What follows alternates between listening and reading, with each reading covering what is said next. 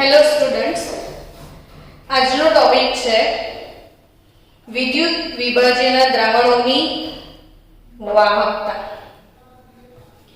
આપણે વિદ્યુતીય વહન એવું ગયા લેક્ચરમાં ભણ્યા હતા. આજે તમારી ટેક્સ્ટબુક પ્રમાણે વિદ્યુત વિભાજ્ય ના દ્રાવણો ની વાહકતા આ ટોપિક પર ડિસ્કસ કરવાનું છે. વિદ્યુત વિભાજ્યના દ્રાવણોની વાહકતા. વાહકતા એટલે શું? સિમ્પલ વાત કરીએ ને તો વહન કરવાની ક્ષમતા.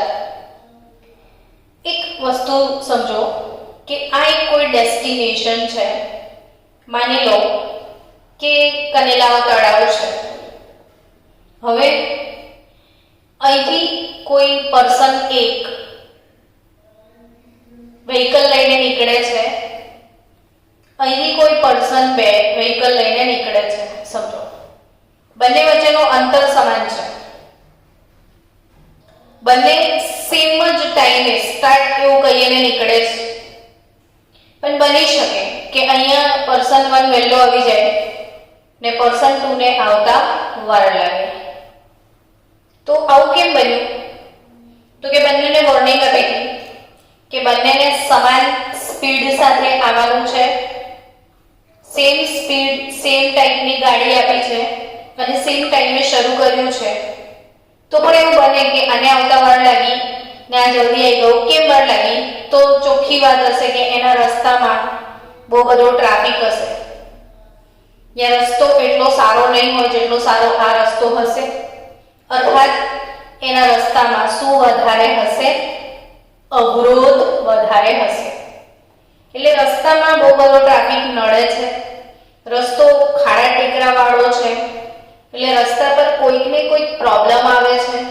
એ પ્રોબ્લેમના કારણે આ જે ગાડી છે એની સ્પીડમાં ઘટાડો થાય છે. એમ સેમ અવરોધ તમને રસ્તામાં જે નડે, વહનમાં જે નડે એને શું કહેવાય? તમને ખ્યાલ છે ને? અવરોધ કહેવાય. શું કહેવાય? અવરોધ. તો એ સેમ ટોપિક આજે આપણે ભણવા જઈ રહ્યા છીએ કે વિદ્યુતીય વહનમાં અથવા વિદ્યુત વિભાજ્યના દ્રાવણોમાં એમાં વહનમાં જે નડે છે એ હોય છે અવરોધ. અને આ વિદ્યુતીય અવરોધ જો વધારે હોય, વિદ્યુતીય અવરોધ વધારે હોય તો વાહકતા કેવી થઈ જશે? ઓછી. સિમ્પલ. તમને જેટલા રસ્તામાં પ્રોબ્લેમ આવશે એટલું તમારી સ્પીડમાં ઘટાડો થશે. તો આ વિદ્યુતીય અવરોધ શું છે એ ટોપિક આપણે સમજીએ. અવરોધ એને ઇંગ્લિશમાં રેઝિસ્ટન્સ કહેવાય છે. રેઝિસ્ટન્સ. અવરોધને ઇંગ્લિશમાં શું કહો છો? રેઝિસ્ટન્સ. 10th માં તમે ભણ્યા હશો, ફિઝિક્સમાં તમે ભણ્યા હશો રેઝિસ્ટન્સ. રેઝિસ્ટન્સને સિમ્બોલ આપ્યો છે R. વિદ્યુતીય અવરોધ રેઝિસ્ટન્સ R. અને તમે ભણ્યા હશો ફિઝિક્સમાં કે એને માપવા માટે વિસ્ટન બ્રિજ નામનું સાધન વપરાય છે. હવે 12th માં લોકડાઉન આવી ગયું, બાકી તમે ફિઝિક્સની લેબમાં પ્રેક્ટિકલ કરવા જતા ને તો આ લેબમાં તમારે વિસ્ટન બ્રિજ જોવા મળતો. બધા જ મોટા ભાગના પ્રેક્ટિકલમાં ફિઝિક્સમાં વિસ્ટન બ્રિજ હોય છે ને વિસ્ટન બ્રિજનો પ્રેક્ટિકલ પણ આવે છે. તો આ જે અવરોધ છે, અવરોધ જેને રેઝિસ્ટન્સ કહીએ છીએ, એ રેઝિસ્ટન્સ એટલે R. અને આ રેઝિસ્ટન્સ R માપવાનું સાધન એટલે શું? વિસ્ટન બ્રિજ. તો વિસ્ટન બ્રિજ માટે એક આઈએમપી વાત કે આ વિસ્ટન બ્રિજ શેના પર આધાર રાખે? થાય ને આવો પ્રશ્ન. કઈ પણ વસ્તુ આવે એટલે આપણને એમ થાય કે શેના પર આધાર રાખે છે. તો યાદ રાખજો કે કોઈ પણ પદાર્થનો વિદ્યુતીય અવરોધ R એ તેની લંબાઈના સમપ્રમાણમાં હોય. એ તેની લંબાઈના સમપ્રમાણમાં, એટલે રસ્તો ખાડા ટેકરા વાળો હોય ને ઘણો જ લાંબો હોય તો જેટલો લાંબો રસ્તો સારો નથી, ખાડા ટેકરા વાળો છે ને બહુ લાંબો છે, તો જેટલું અંતર તમે કાપશો એટલા અંતર સુધી તમને ખટર ખટર ખટર ખટર અવરોધ નડ્યા કરશે. એટલે અવરોધ શેના સમપ્રમાણમાં? તો લંબાઈના સમપ્રમાણમાં. જેટલી લંબાઈ વધારે એટલો અવરોધ વધી જાય. અને આડછેદના ક્ષેત્રફળના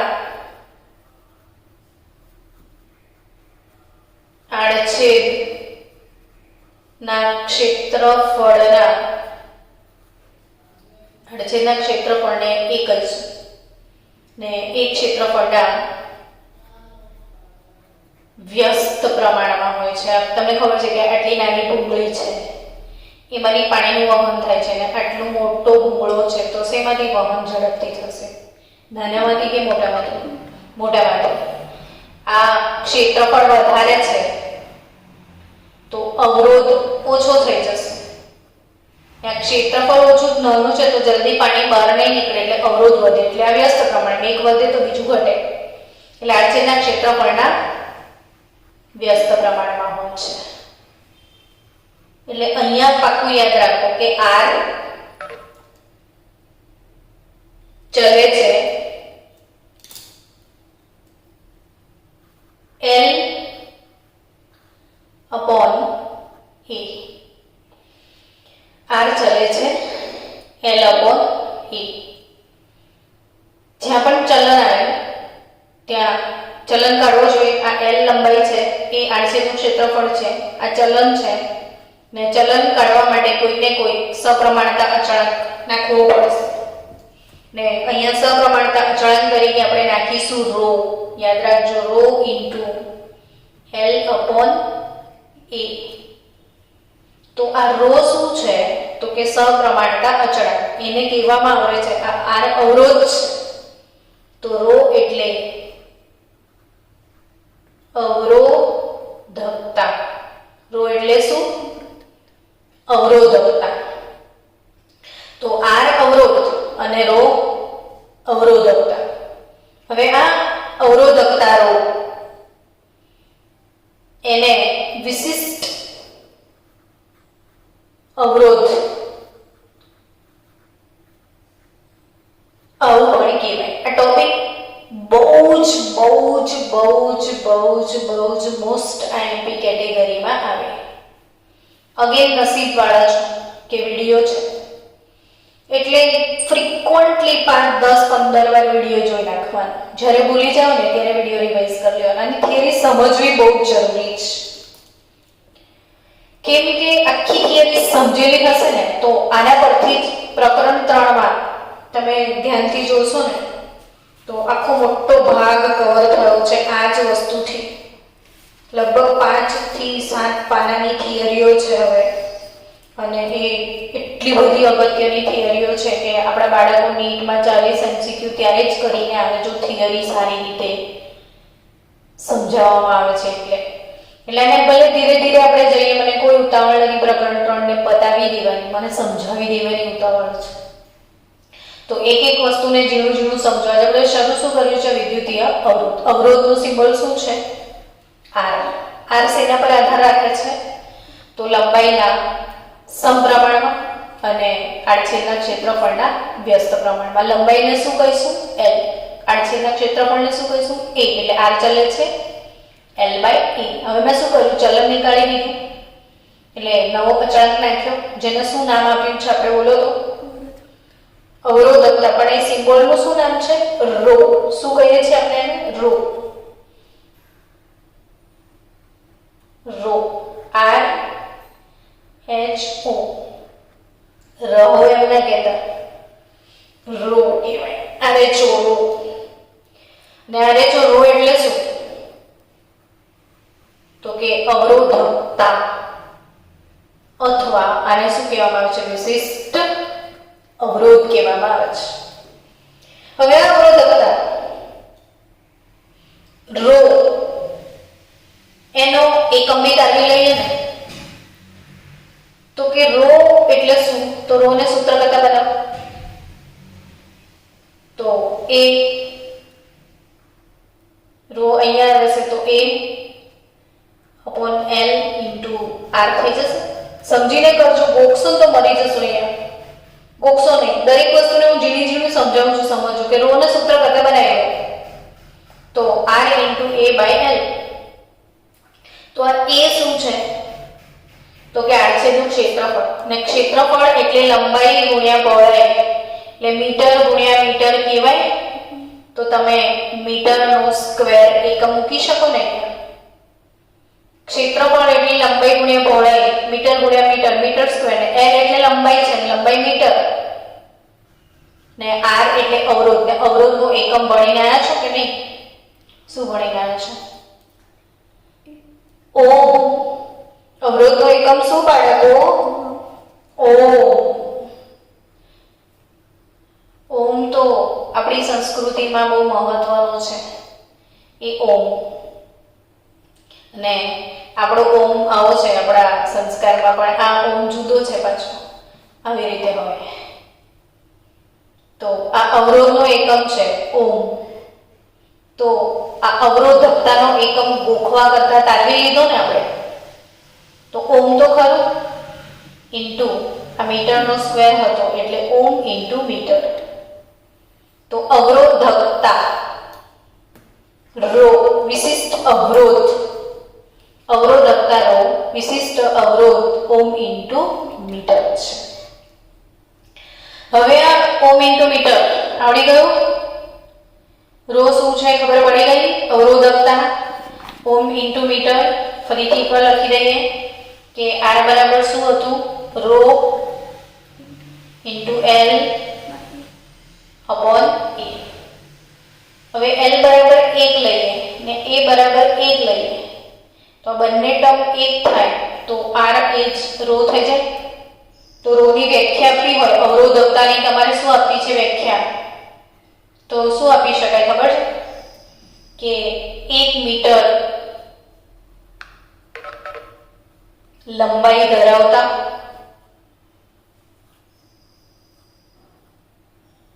ને l 1 લઈ લીધો એટલે 1 મીટર લંબાઈ થઈ. 1 મીટર લંબાઈ ધરાવતા અને 1 મીટર સ્ક્વેર આડછેદનું ક્ષેત્રફળ હોય. આમ 1 મીટર લાંબો સળિયો હોય અને એના આડછેદનું જે ક્ષેત્રફળ છે એ પણ 1 મીટર સ્ક્વેર હોય અને લંબાઈ પણ 1 મીટર હોય. ને આનો જે અવરોધ છે r, કેમ કે આ 1 તો r એ જ રો, એટલે 1 મીટર લંબાઈ ધરાવતા અને 1 મીટર સ્ક્વેર આડછેદનું ક્ષેત્રફળ ધરાવતા વાહકના અવરોધને અવરોધકતા કહેવાય. વાહકના અવરોધને શું કહેવાય? અવરોધકતા. ને આ અવરોધકતાનો એકમ શું શીખ્યા હમણાં? ઓમ ઇન્ટુ મીટર. એસીની સ્વિચ પાડી દે. ઓમ ઇન્ટુ મીટર થઈ ગયું. ઓકે, તો યાદ રાખજો 1 ઓમ ઇન્ટુ મીટર બરાબર 100 ઓમ ઇન્ટુ સેન્ટીમીટર. એ તો 1 મીટર બરાબર 100 સેન્ટીમીટર, સીધી વાત છે. ચલો હવે આપણે આગળ વધીએ નવા ટોપિક તરફ. અવરોધનો કન્સેપ્ટ ક્લિયર છે બધાને? એકવાર બોલી જજો મનમાં ફરીથી કે અવરોધ એટલે તો r હોય, હે ને? અવરોધ એટલે r નો એકમ ઓમ. અવરોધનું સૂત્ર શું? r બરાબર રો ઇન્ટુ એલ અપોન એ અને બાકીના ટર્મ્સ પ્રિપેર કરી લેજો. હવે અવરોધનો વ્યસ્ત કરવાની મારી ઈચ્છા છે, જેને કહેવામાં આવે છે વાહકતા.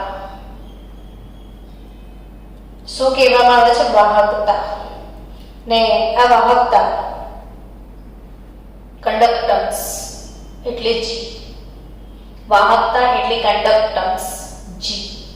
અને આ G ની વ્યાખ્યા શું છે? તો અવરોધના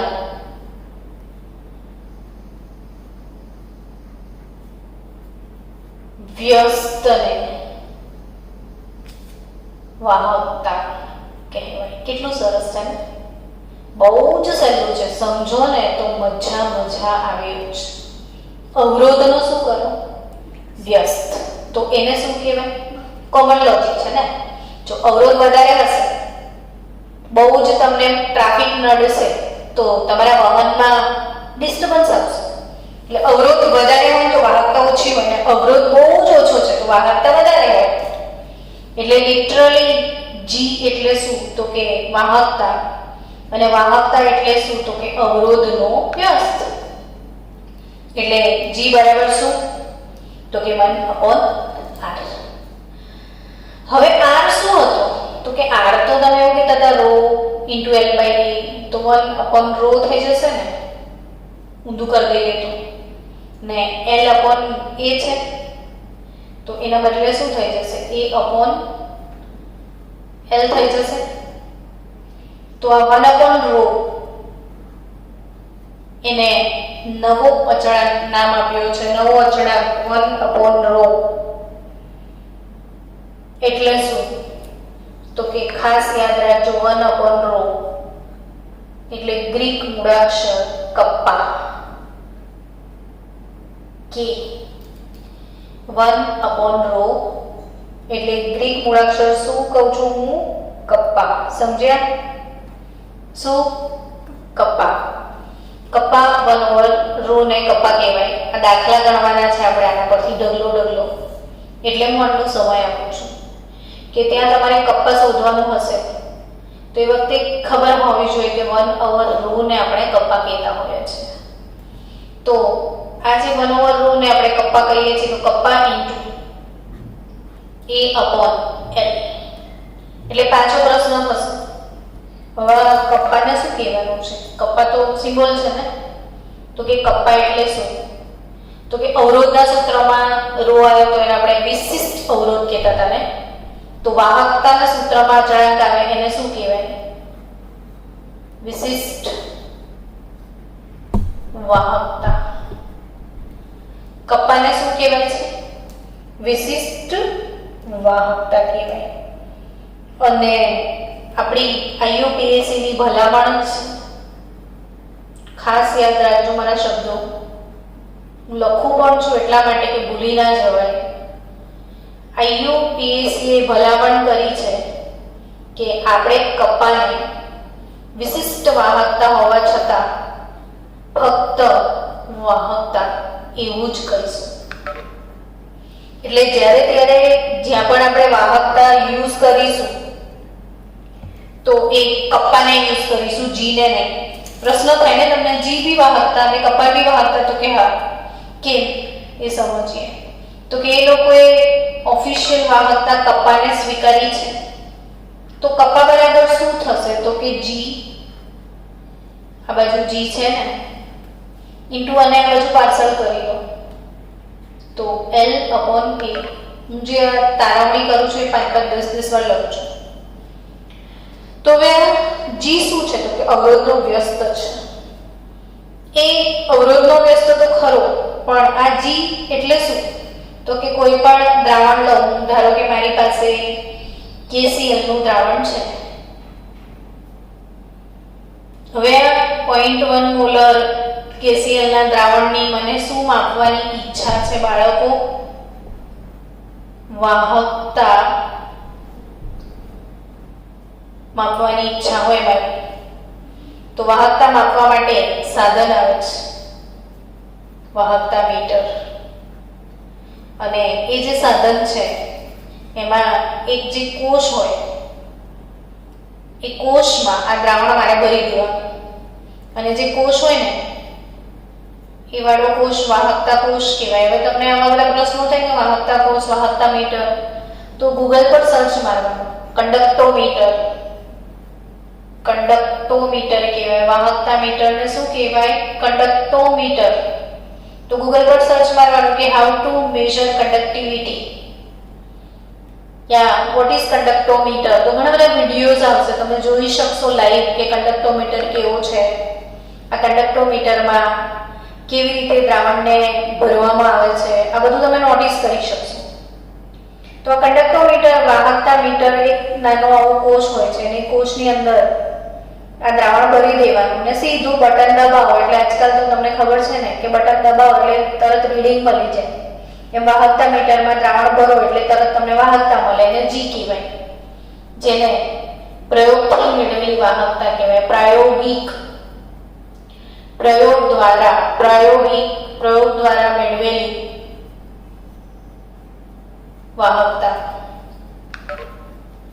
એટલે જી. અને L/A જે છે એને કોષ અચળાંક કહેવાય. શબ્દો સમજો, એક એક શબ્દ એક એક દાખલામાં જોઈશે. હું ફરીથી લખું છું કે ભાઈ કે શું છે, તો કે IUPAC ની ભલામણ મુજબ કે વાહકતા તરીકે આપણે લેવાનું છે ને વિશિષ્ટ વાહકતા તરીકે નથી લેવાનું. G × L/A. તો G શું છે, તો કે પ્રયોગો દ્વારા મેળવેલી વાહકતા, ને L/A શું છે, તો કે L/A એ વાહકતા કોષનો કોષ અચળાંક છે. L/A શું છે? યાદ રાખજો, વાહકતા કોષનો કોષ અચળાંક. દાખલા ગણવા પડશે એટલે જ્યાં જ્યાં કોષ અચળાંક એવું લખેલું આવે તો તરત મનમાં ક્લિક થવું જોઈએ કે કોષ અચળાંક એટલે તો L/A. કોને કોષ અચળાંક કહેવાય બાળકો? L/A ને. શું કોષ અચળાંક એટલે L/A. G શું? પ્રયોગો દ્વારા મેળવેલી વાહકતાને. પ્રયોગો દ્વારા મેળવેલી વાહકતાને કોષ અચળાંક જોડે ગુણશો, આ બંનેનો ગુણાકાર કરશો તો તમને શું મળશે? વાહકતા K. તો એનો એકમ તારવી લઈએ. ચલો, તો એકમ શું થશે? તો તારવીએ શું થશે એટલે ખબર પડી જશે કે આ G એટલે શું, તો કે અવરોધનો વ્યસ્ત. 1/r L અને A આટલી વસ્તુ છે આપણી જોડે. R નો એકમ શું? ઓમ. તો આ 1/ઓhm લખાય. L એટલે લંબાઈ મીટરમાં આવે ને આડછેદનું ક્ષેત્રફળ મીટર સ્ક્વેરમાં આવશે. તો આ ખાસ સમજો, અવરોધનો વ્યસ્ત 1/ohm ને 1/ohm એટલે 1/ohm OHM. તો એનો વ્યસ્ત એટલે ઓમ ઇન્વર્સ થાય ને ઓમ ઇન્વર્સ નો વ્યસ્ત આ લોકોએ ઊંધો ઓમેગા કરી દીધો. આનો વ્યસ્ત એટલે આ ઊંધો ઓમેગા. બહુ અજીબ છે કેમિસ્ટ્રીમાં આ વસ્તુ. 1/ohm એટલે ઓમ ઇન્વર્સ એટલે ઊંધો ઓમેગા. અને એનો સ્પેલિંગ શું કર્યું? MHO, મો. ઊંધા ઓમેગા નો સ્પેલિંગ શું? મો. એટલે 1/ohm એટલે ઓમ ઇન્વર્સ થઈ ગયો ને મીટર અપોનમાં આવશે એટલે મીટર ઇન્વર્સ થાય ને આ ઓમ ઇન્વર્સ ને મો એવું કહેવાય. મો પર મીટર એવું કહેવાય. અને આ મો બોલતા બોલતા મો થાકી ગયું હતું, કાં તો કેટલું ગંદુ લાગે, નહીં મજા આવતી. એટલે સિમેન્સ એને નવો સિમ્બોલ આપ્યો કે મને મો બોલવાનું નથી ગમતું, તો મો બોલતા એનું મોં દુખી ગયું તો એને મોને નવો સિમ્બોલ આપી દીધો સાયમન અથવા સિમેન્સ. તમે ફિઝિક્સમાં સિમેન્સ ભણ્યા છો? Semen S. તો સિમેન્સ ને સાયમન પણ તમે કહી શકો. સાયમન, મને સાયમન બોલવાનું સારું લાગે છે. સાયમન S અને આ સાયમન એસ મોની જગ્યાએ લખી એટલે સાયમન પર મીટર અથવા સાયમન પર સેન્ટીમીટર એટલે કપ્પા કે નો યુનિટ. તો કે નો યુનિટ શું છે? સાયમન પર સેન્ટીમીટર અથવા સાયમન પર મીટર. તો આઈ થિંક તમને આજે અવરોધ અને વાહકતા આ બે ઇમ્પોર્ટન્ટ વસ્તુઓ વચ્ચે ખબર પડી હશે. હવે તમારી ચોપડીમાં આ જે વાહકતા છે એ જુદા જુદા પદાર્થોની વાહકતા દર્શાવતું એક કોષ્ટક આપેલું છે. ઓબ્વિયસલી તમને મનમાં થતું હશે કોષ્ટક તૈયાર કરવાનું મેડમ થાય ને? તો તૈયાર તો નથી કરવાનું પણ મોડે યાદ તો રાખવું જ પડે એવું છે. બોર્ડમાં પરીક્ષામાં અમારી એમસીક્યુ નીટમાં JEE-માં ગુજકેટમાં બધા જ આના એમસીક્યુ હોય એટલે તમને એ યાદ તો રાખવાનું જ છે. એ જે કોષ્ટક છે ને તમારી પાસે એ જે ટેક્સ્ટબુકમાં કોષ્ટક આવું આપેલું છે જુઓ, વાહકો શબ્દ લખ્યો છે. તો વાહકોમાં sodium, copper, silver, gold, iron, graphite આટલા લોકોની કમ્પેર કરી છે. તો કોની વાહકતા સૌથી વધારે દેખાય છે? તો કે 2.1, 5.9, 6.2. આઈ થિંક સૌથી વધારે વાહકતા કોની છે? સિલ્વર ધાતુની છે. સૌથી વધારે વાહકતા કોની છે? સિલ્વર ધાતુની છે. પછી કોની છે? તો કે કોપરની છે. સિલ્વર પછી કોપર. કોપર પછી વાહકતા સારી એવી કોની છે? ગોલ્ડની. AgCu, AuNA અને Fe ની વધારે છે ને, અને પછી AuNA, FeC, AgCu, AuNA, FeC એટલે C માં કાર્બનમાં પછી એક જ અપવાદ છે ગ્રેફાઇટ. તો આ વસ્તુ ખાસ યાદ રાખજો બાળકો. પરીક્ષામાં પૂછે છે તમને એક્ઝામમાં કે વાહકતાનો સાચો ક્રમ કયો ધાતુઓની વાહકતાનો? તો આપણે શું લખ્યું હમણાં? AgCu,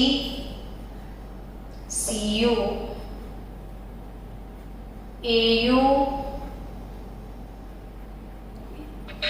ના ફેક છે ને, AgCu, Au ના ફેક.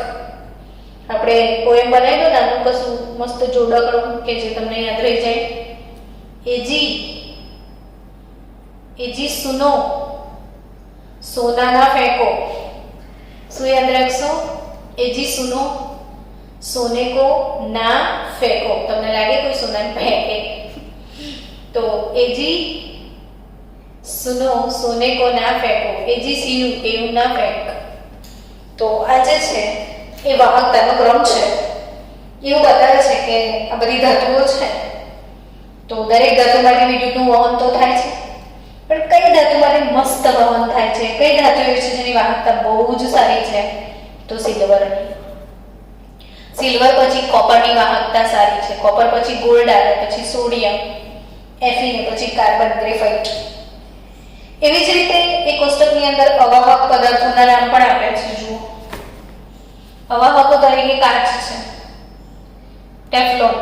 તો આ બી યાદ રાખવાનું છે કે કોણ અવાહકો છે? કાચ, ટેફલોન, પ્લાસ્ટિક. પ્લાસ્ટિક અવાહકમાં આવે, લાકડું અવાહકમાં આવે. એટલે એક કોમન વસ્તુ છે કાચ, ટેફલોન. પણ ખાસ અર્ધવાહકોનું લિસ્ટ બહુ સરસ છે આમાં. કેવા કયા પદાર્થો છે કે જે અર્ધવાહકો છે? તો ભૂલ્યા વગર યાદ રાખજો. કોપર ઓક્સાઇડ અર્ધવાહક છે, સિલિકોન ધાતુ અર્ધવાહક છે, જર્મેનિયમ ધાતુ અર્ધવાહક છે, અને એ લોકોનું પણ વાહકતા અહીંયા દર્શાવેલી છે. એ જે જલીય દ્રાવણોમાં શુદ્ધ પાણી મેં કાલે લેક્ચરમાં બતાવ્યું હતું તમને કે શુદ્ધ પાણીની વાહકતા 3.5 × 10⁻5 સાયમન પર મીટર. વેલ્યુ યાદ રાખજો. HCl પ્રબળ એસિડ એટલે એની વાહકતા 3.91 છે. HSC એટલે એસિટિક એસિડ નિર્બળ છે તો એની વાહકતા ઘણી ઓછી છે. જુઓ, એટલે સમજવા જેવું છે કે પ્રબળ વિદ્યુત વિભાજનની વાહકતા વધારે હોય ને નિર્બળ વિદ્યુત વિભાજનની વાહકતા ઓછી હોય. એટલે અહીંયા વાહકતાના આધારે, આ કોષ્ટકના આધારે વાહકતા ટોપિક બહુ જ અગત્યનું છે.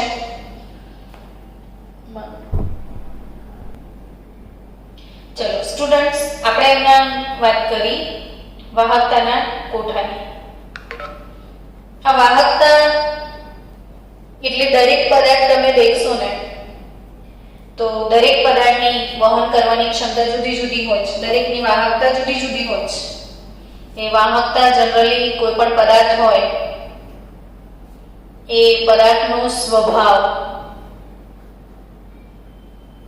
અર્થાત કે એની પ્રકૃતિ પર આધાર રાખે છે. વાહકતા શેના પર આધાર રાખે છે? પદાર્થનો સ્વભાવ અથવા એની પ્રકૃતિ પર આધાર રાખે છે. અને બીજું એ તાપમાન પર બી આધાર રાખે. તો એનો સ્વભાવ, તાપમાન, અને ખાસ કરીને જ્યારે વાહકતા માપવામાં આવે છે ત્યારે કેટલું દબાણ છે. પ્રકૃતિ એટલે કે સ્વભાવ, તાપમાન અને દબાણ, આ ત્રણ પરિબળો પર શું આધાર રાખે છે? વાહકતા. તો આ ત્રણ પરિબળોના લીધે જુદા જુદા પદાર્થોની વાહકતાને ધ્યાનમાં રાખીને એના 4 પ્રકાર પાડવામાં આવે છે. જેમાંથી વિદ્યુતનું વહન બહુ જ સરળતાથી થાય એ વાહકો, જેમાંથી વિદ્યુતનું વહન સરળતાથી ન થાય એ શું? અવાહકો. અને ત્રીજું અર્ધવાહકો. અર્ધવાહકો આપણે પ્રકરણ 1 માં બહુ જ સારી રીતે ભણ્યા હતા, યાદ છે ને તમને? કે નીચા તાપમાને વિદ્યુતનું વહન ન કરે. જનરલી અર્ધવાહકો આવે ને એટલે બધાના મનમાં એવું જ કે વાહક અને અવાહકની વચ્ચે હોય શું? અર્ધવાહક. પણ એની વ્યાખ્યા શું? કે નીચા તાપમાને વિદ્યુતનું વહન ના થાય પણ તાપમાન વધારો તો ઊંચા તાપમાને, પ્રકરણ નંબર 1 યાદ આવતું હશે કે આવી આપણે 2 બેન્ડ ભણ્યા હતા, સંયોજકતા પટ અને વાહકતા પટ. યાદ આવ્યું ને? સંયોજકતા પટમાંથી ઇલેક્ટ્રોન કૂદીને વાહકતા પટમાં જાય એવું આપણે પ્રકરણ 1 માં ભણ્યા હતા. એટલે નીચા તાપમાને ના કૂદે, ઊંચા તાપમાને કૂદે એને અર્ધવાહકો કહેવાય. હવે તમારી ટેક્સ્ટબુકમાં બધાના નામ આપ્યા છે એટલે મેં ટોપિક લઈ લીધો જોડે જોડે કે ભાઈ કોણ વાહક છે? તો કે ધાતુઓ અને મિશ્ર ધાતુઓ. વાહકોમાં કોનું નામ આપ્યું છે? ધાતુઓ, મિશ્ર ધાતુઓ. કેટલીક ધાતુઓના ઓક્સાઇડ પણ આવે, આપણે એની પણ ડિસ્કસ કરી ચૂક્યા છીએ. જ્યારે અધાતુઓ, એમાં કોઈ હોઈ શકે અધાતુમાં વાહક? તો કે હા, બ્લેક, કાર્બન બ્લેક એટલે કે ગ્રેફાઇટ. કાર્બન બ્લેક એટલે મેસ જેને કહેવાય તે, અને બીજું કાર્બનનું બીજું અપર રૂપ છે ગ્રેફાઇટ, એ વિદ્યુતનું વાહક છે. ને કેટલાક કાર્બનિક પોલિમર, ઓર્ગેનિક પોલિમર એવા છે, કેટલાક, બધા નહીં, કેટલાક કાર્બનિક પોલિમર વિદ્યુતના વાહકોમાં આવે. તો ધાતુઓ, મિશ્ર ધાતુઓ, કાર્બન બ્લેક, ગ્રેફાઇટ ને કાર્બનિક પોલિમર, આટલા જે છે તો ઘટકો એ વાહકોમાં આવશે. જ્યારે અવાહકોની વાત કરીએ ને તો કાચ, સિરેમિક, કાચ, ટેફલોન, હમણાં જ આપણે કોઠામાં જોયું હતું, કેટલાક સિરામિક પદાર્થો ને ખાસ કરીને પ્લાસ્ટિક, લાકડું, આ બધા અવાહકો છે. સિલિકોન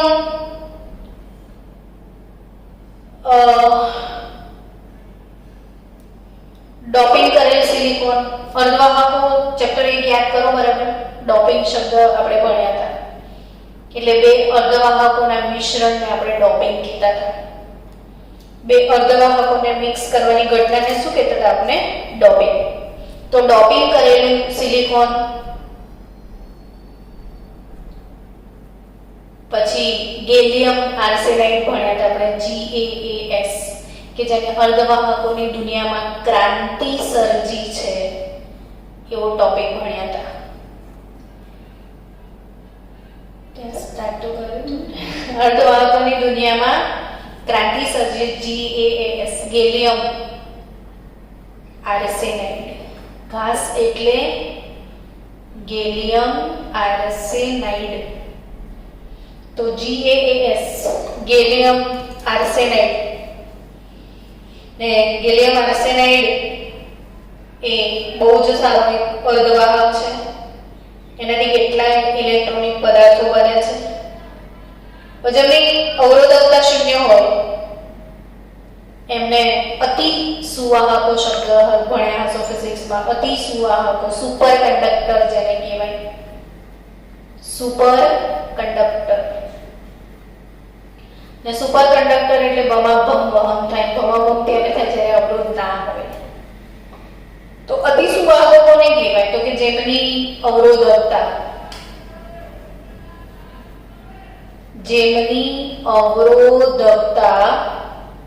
શૂન્ય હોય. અવરોધકતા ના હોય તો વાહકતા